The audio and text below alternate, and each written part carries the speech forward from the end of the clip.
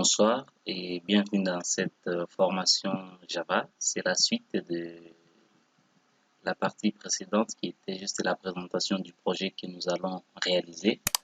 On s'est parlé, on s'est convenu que dans cette partie, nous allons réaliser la base de données avec le SGB2 SQL Server. Donc, ceci posé que vous aviez installé chez vous déjà l'outil de gestion des bases de données appelé SQL Server.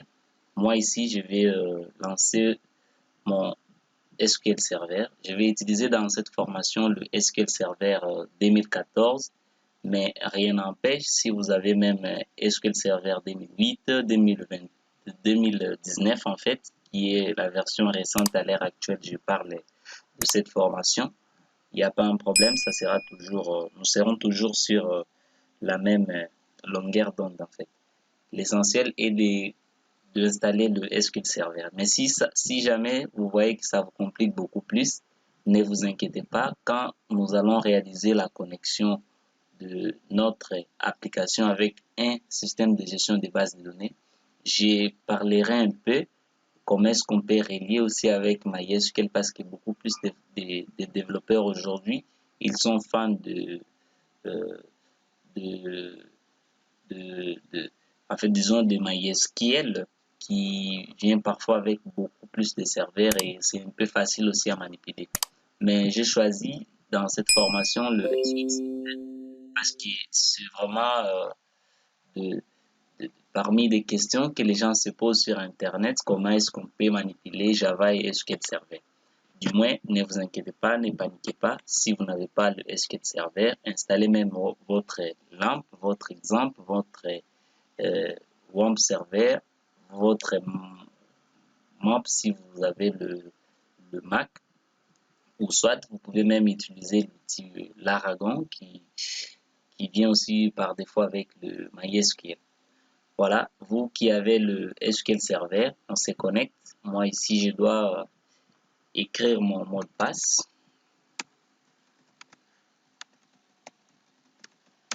Je valide pour accéder dans mon serveur ici, des données. Voilà, je suis là. On doit créer une base de données. Comment est-ce qu'on peut créer une base de données sur sur SQL Server? C'est très facile. Soit vous créez par une requête. Si vous cliquez ici, nouvelle requête, il y aura un panel qui sera ouvert ici. Et ces panels-là va vous donner juste l'opportunité la possibilité de créer, de taper vos requêtes personnalisées. Par exemple, ici, si je vais créer une base de données, vous allez voir ici avec moi, je dois d'abord vous montrer, j'ai des bases de données, j'ai Post et BookCrowd. Maintenant, si je vais créer une autre base de données, je peux dire juste create database, puis suivi du nom de ma base de données. Par exemple, formation Java. Je n'oublie pas les points virgules à la fin. Puis je viens ici sur exécuter. Dès que je clique sur exécuter, on va me dire en bas ici si la requête a bel et bien passé. Vous voyez, exécution des requêtes récits. Ici, on dit commande récit. Et directement, de l'autre côté, j'ai une base de données. Mais présentement, vous ne le voyez pas. Pourquoi? Parce que je n'ai pas encore actualisé. Je n'ai qu'à faire clic droit sur même la base de données ici. Puis je fais actualiser. Vous allez voir la formation Java sera créée. Donc notre base de données Java sera créée. L'année de même avec aussi la table. Si j'entre dans notre base de données ici, on va voir qu'on n'a pas de table. Par défaut, on n'a pas de table. Mais si je vais créer des tables, je peux taper des requêtes à ce niveau et je crée notre table. Mais je vais rendre les histoires un peu faciles, vu que c'est vraiment une formation pour les débutants. Je ne peux pas entrer avec vous en profondeur sur la formation SQL parce que ça, c'est du langage SQL. Je préfère rester trop basique dans cette formation à ce niveau et on part créer une table. La table à ce niveau, je fais clic droit, table,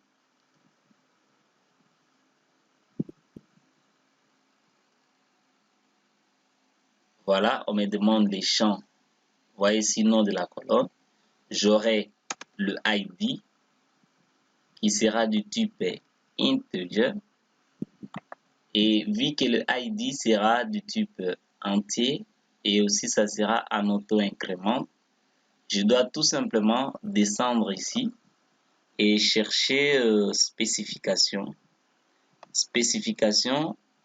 de la colonne calculée. À ce niveau, je dis oui.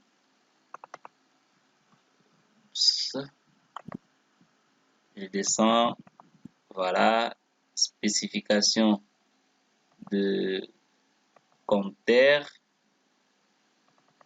C'est au niveau de spécification de compteur, c'est là où je dois mettre oui. Et directement, vous allez voir ici, on va me dire incrément d'identité sera en 1. Ce qui veut dire, ce champ ici, c'est un auto-increment. Voilà. Et si je vais définir comme étant une clé primaire, je viens ici à côté, je fais clic droit. On me dit définir la clé primaire. Je dis c'est définir la clé primaire. Et à ce niveau, vous allez voir, il y a déjà un signe de la clé. Et je peux continuer, j'aurai aussi le name. Le name. Après le name, j'aurai la catégorie. C'est ce qu'on avait vu là et c'est ce que nous répétons. Catégorie. Après catégorie, ça sera price. Mais attention au niveau de name, le type en fait, ça sera varchar. Et varchar de 50, ça va aller. La catégorie aussi, ça sera toujours varchar de 50. Mais à ce niveau, au niveau du price, vous pouvez tout simplement mettre soit varchar, soit entier, ça dépend de vous. Moi, je mets entier en titre d'exemple. Et aussi pour raison pédagogique, je dois vous montrer quand est-ce qu'il y aura des exceptions en Java si on ne met pas le bon type du champ à ce niveau. Voilà, après cela, je peux tout simplement cliquer sur enregistrer. Dès que je clique sur enregistrer à ce niveau, on me demande le nom de la table. Le nom de la table, je peux appeler ça book, je peux dire post avec S à la fin et je fais OK. Dès que je fais OK, il y aura une table qui sera à ce niveau. Si j'actualise, il y aura la table post à ce niveau. C'est ça la table. Si je double-clique, même vous allez voir au niveau des colonnes, j'ai mes 4 champs là. Et ça, je peux même fermer. Il n'y a pas de sens. On me demande si je dois enregistrer la requête, je dis non. Et avec SQL Server, on en a fini.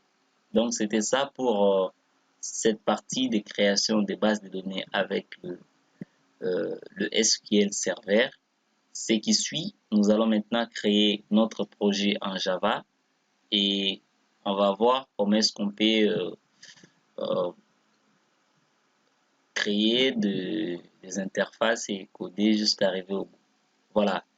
C'était Dieu merci Kambalé. Si vous êtes abonné, j'insiste, n'hésitez pas de nous soutenir en cliquant sur s'abonner et nous laisser un pouce bleu. Ça nous fera du bien. Et surtout, parlez-nous en commentaire. Écrivez vos commentaires. Je réponds à tous les commentaires en fait, sans exception. Et en temps réel d'ailleurs. Et ça sera aussi bon de partager avec vous, pardon, des connaissances même sur les commentaires, ça sera du tout bon. Ciao.